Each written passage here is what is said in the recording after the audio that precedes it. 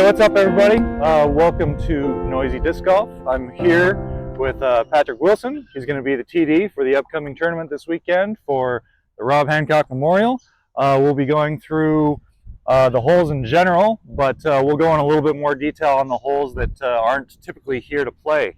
So I've got Patrick Wilson here. How many times have you run this tournament as a TD? Third year this year. Third year, Yep. All right. How long have you been playing disc golf? 4 years. 4 years. And what did you do before that? Played professional golf. Played professional golf. And what are you doing currently for work? Work at Lakelands Golf Club, just running golf operations there. Yeah, so he's got some experience on the big brother of golf, if you would. And yeah, so let's get moving. Here we go. Sounds good. Yeah, looks pretty good. So 1 through 5 have been the exact same so far. Yeah. And then here's hole 6. We're starting from the putters here. And we're going to the basket right out there. So, Patty, explain the Mandos to us. Similar to last year, whereas the first tree is a Mando right, the second tree is a Mando left. But I've added some OB on the right-hand side of the Mando that wraps around the tree up behind the basket. So you can't just flare something out into the open, it'll be out of bounds. So you'll hit the Mando, stay on the green. Yep. So basically double Mando, got to go straight down the pipe. The bollards are out of bounds just like everything else. Yep. There is a white painted line on the right that shows out of bounds to the right, so you can't go too far to the right. Got to control your disc in there, let it settle. Making it a controlled shot. All right, well, let's see if we can do it. Yeah.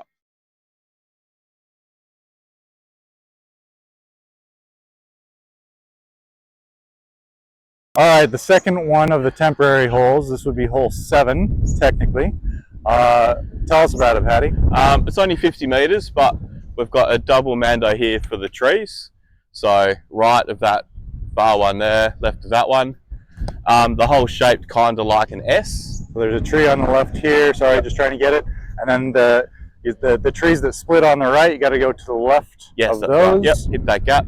Yep. But the garden bed, the right-hand side behind the basket, is all out of bounds. The garden it's bed, like a little S shape. Right here, you can see the basket there. So the garden bed just to the left of it is out of bounds.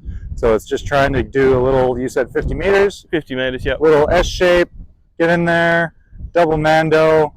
I mean, the Mandos are just so you can't do this out and a hyzer to the right or some yeah, weird big thing over to the left. Not a hard hole, but a tricky one. Bollard shouldn't come into play.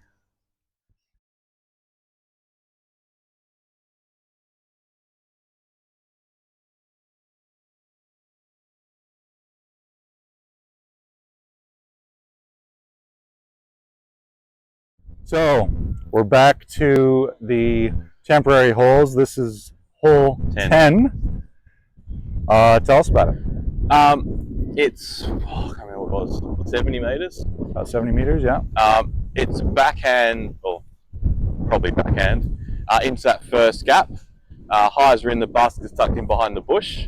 The path.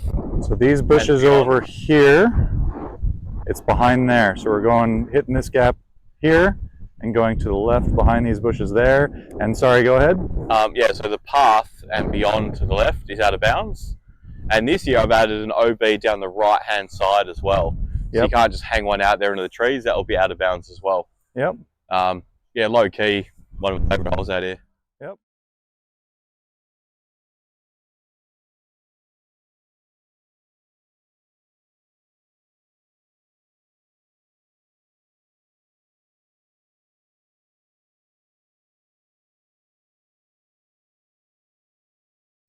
So I'm standing here on the original 8 tee pad. For hole 11, we are extending it back to where these guys are standing. So it's a longer version. So hole 11, Patty, tell us about it as far as the OB goes.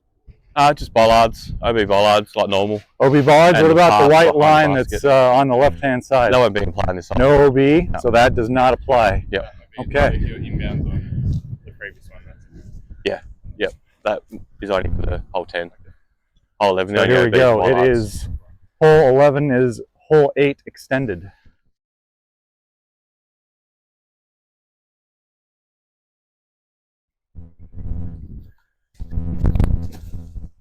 Oh, I love that. That's the shape. That's the shot. Turn. Miss it. All right, so now we're on hole 12. Tell us about it.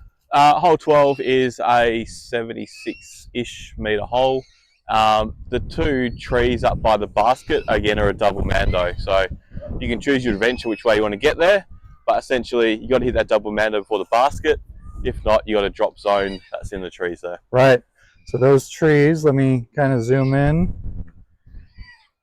You can see the basket. So the two trees. Toughen this wind.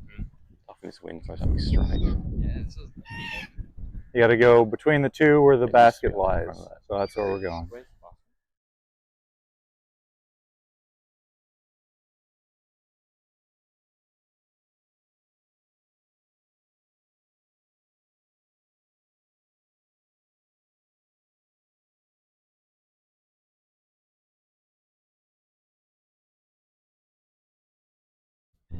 All right, we're walking up between the two mando trees you can see with the basket in the middle.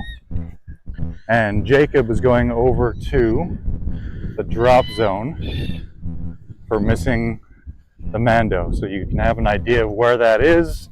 We'll walk between the two mando trees, looking at the basket, and we'll look over to the left. There we have the drop zone. All right, so we were on which hole now? 13. We're on hole 13. Tell us about it.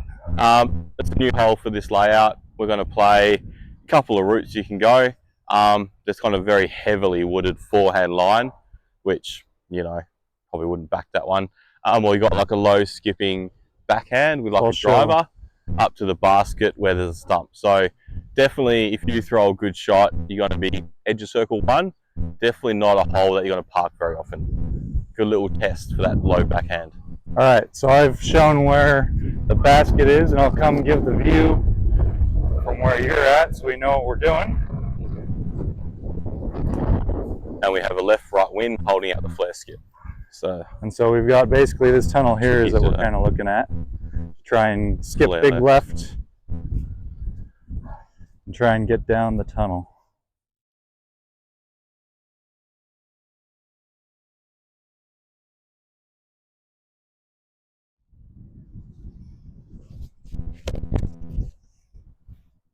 Oh, almost perfect.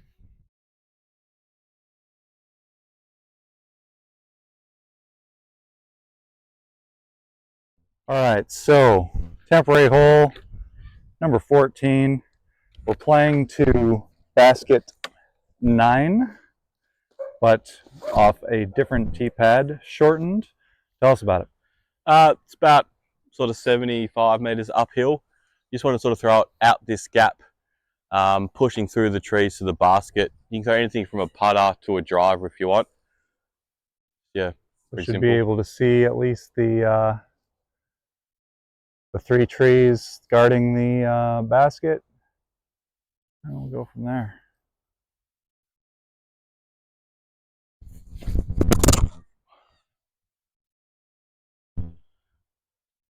A little short. Yeah, a little left. short.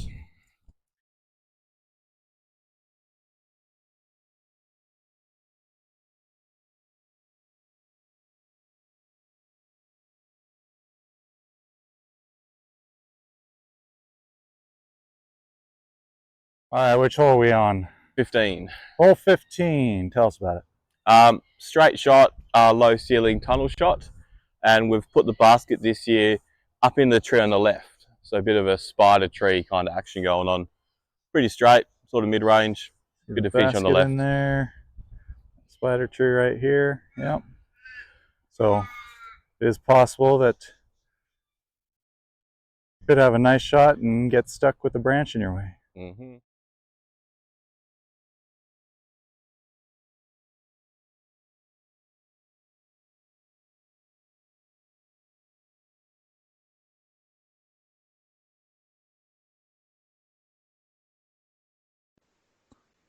So it looks like Patty's microphone wasn't catching the sound, so I will do a little voiceover on hole 16. Hole 16 is pretty straightforward. It's an island hole. If you've played in years prior or Lord of the Disc, it's very similar to that. You have to land within the island. The difference is there is not a drop zone. It is played as a hazard if you do not make it inside the island.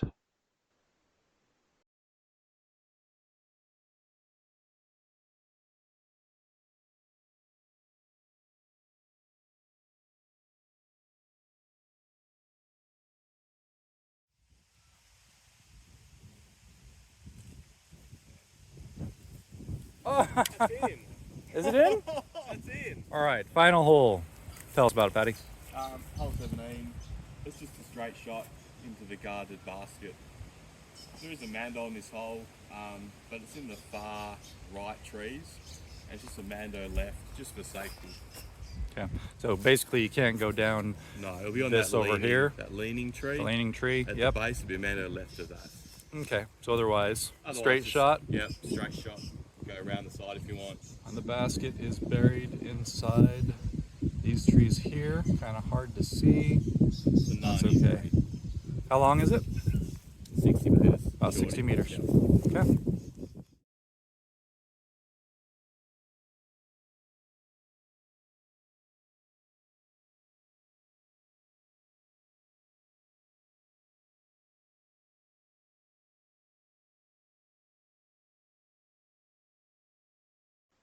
In case you missed anything in the recording, here are the hole notes that can also be found on perthdiscgolf.com/event/Rob Hancock Memorial. I'd also like to give a shout out to our sponsors, Damiani Cabinets and Disc Golf Warehouse. Thanks for watching. Good luck.